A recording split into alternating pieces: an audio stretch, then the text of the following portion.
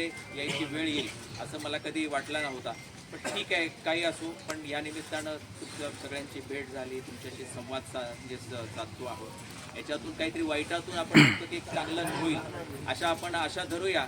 आणि पुढं आपण काय करू की म्हणजे एक आणखी काही दिवसांनी मी परत येईल आणि तेव्हा मी तुम्हाला म्हणणार नाही की जेव्हा गावामध्ये फरक पडला आहे का, तुम्ही सांगाल की खरंच आणि तो आहे की तो परमनंट फरक पडला का नाही ते तुमच्याकडनं मला ऐकायला आवडेल. आणि तसं आपण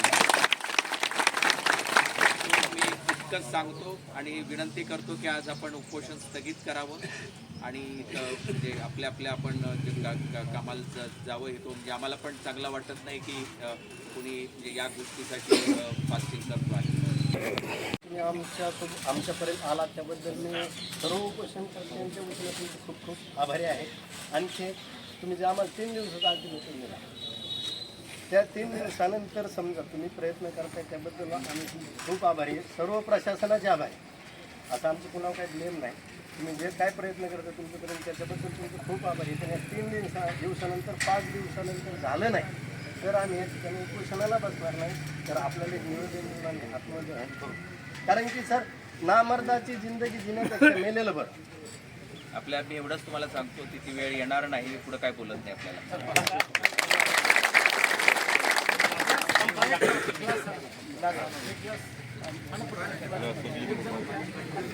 मला हे देऊन मला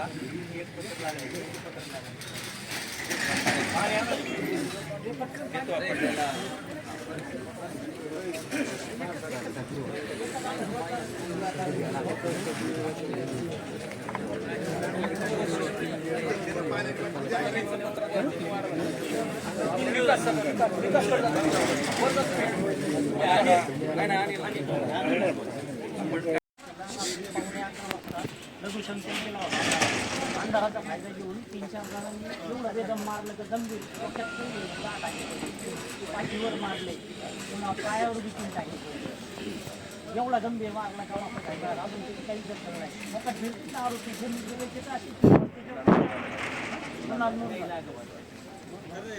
त्या गोष्टीचं कुठेतरी थांबलं पाहिजे. कोणी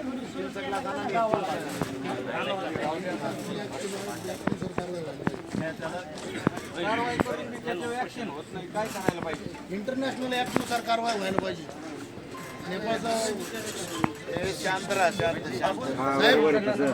हे जो कोणी हल्ला झालाय त्याच्या बाबतीत ठीक आहे, त्याला इंडियामध्ये महाराष्ट्रामध्ये रोहित छत्तीसमध्ये तलवारीने मारहाण झाली त्या ॲक्टनुसारच कारवाई व्हायला पाहिजे.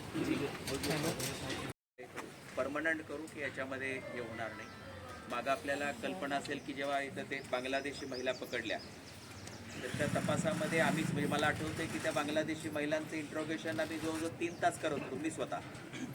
आणि त्यांच्या इंट्रोगेशनमधनं आणखी 2 नंबर शोधले आणि आणखी 2 बांगलादेशी महिला, एक बारामतीमधनं आणि एक नाशिकमधनं, अशा 2 महिला आणखी शोधून आणल्या. म्हणजे 7 महिलांना पकडलं. आणि आतापर्यंत कसं होत होतं की बांगलादेशी महिला किंवा असे कोणी बांगलादेशी माणसं पकडली तर त्यांच्यावरती गुन्हा नोंद व्हायचा. गुन्हा नोंद झाला की तो गुन्हा जो आहे त्याचा तपास होणार, नंतर कोर्टात जाणार, कोर्टात ती केस कधी उभी राहणार, मग त्याच्यामध्ये शिक्षा लागणार, सुटणार. तोपर्यंत ती बांगलादेशी व्यक्ती परत जामीन होणार, इथंच राहणार.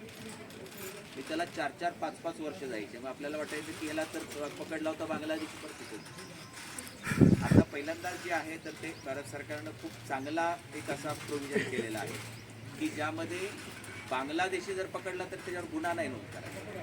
गुन्हा नोंद केला की तो इथं राहणार. मग सरळ त्याचं नोटिफिकेशन करून त्याला डायरेक्ट त्याच्या देशामध्ये त्याला डिपोर्ट करण्याची प्रक्रिया आहे. आणि ती प्रक्रिया म्हणजे आता काय की ते नोटिफिकेशन निघून आता काय की त्याला 3-4 महिनेच झाले. पण आपण नगर जिल्ह्यातली पहिली अशी केस केली की ज्याच्यामध्ये या 7 महिलांना त्यांना पकडल्यापासून 3 आठवड्याच्या आत आपण बांगलादेशला त्यांना पोचवून आलो. म्हणजे ही जी एक प्रक्रिया आहे तर त्या म्हणजे काय की परत तो जामीन होऊन ते इथं राहणार. 7च्या 7 महिलांना आपण त्यांच्या देशामध्ये आपण तिथं सोडून आलो. आता राहिला विषय जो आहे तो इथं समजा काय की अवैध कला केंद्र असेल किंवा त्या कला केंद्राच्या आडून वेश्या व्यवसाय असेल, तर तो जो आहे बरीचशी माहिती या 2 दिवसामध्ये मी घेतलेली आहे. आपण काय असतो की कुठली पण कारवाई करताना काय की असं डायरेक्ट आता गेला आणि तिथं आपल्याला तो तसं करण्यामध्ये अर्थ नाही.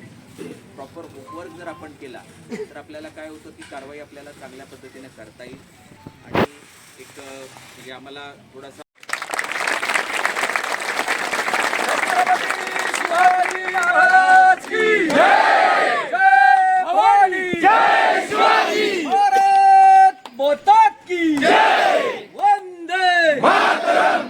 धन्यवाद. रुई छत्तीशी गावामध्ये एक लोकांनी ग्रामसभा घेऊन इथले काही जे प्रश्न आहेत त्याच्याबद्दल त्यांनी उपोषण सुरू केलेलं होतं. या ठिकाणी आज मी भेट दिलेली आहे. गावातील बंधू भगिनी जे आहेत त्यांच्याकडून त्यांचे काही जे समस्या आहेत त्या ऐकून घेतलेल्या आहेत आणि त्यांना आम्ही आश्वासित केलेलं आहे की येणाऱ्या दिवसामध्ये आपण कठोर कारवाई करू आणि त्यांचे जे प्रश्न आहेत तर ते आपण मार्गी लावू. विशेषतः जे आम्ही त्यांच्याकडून नावं वगैरे पण लिहून घेतलेली आहेत आणि येणाऱ्या काही दिवसामध्ये आपण ती कारवाई आपल्याला झालेली दिसेल.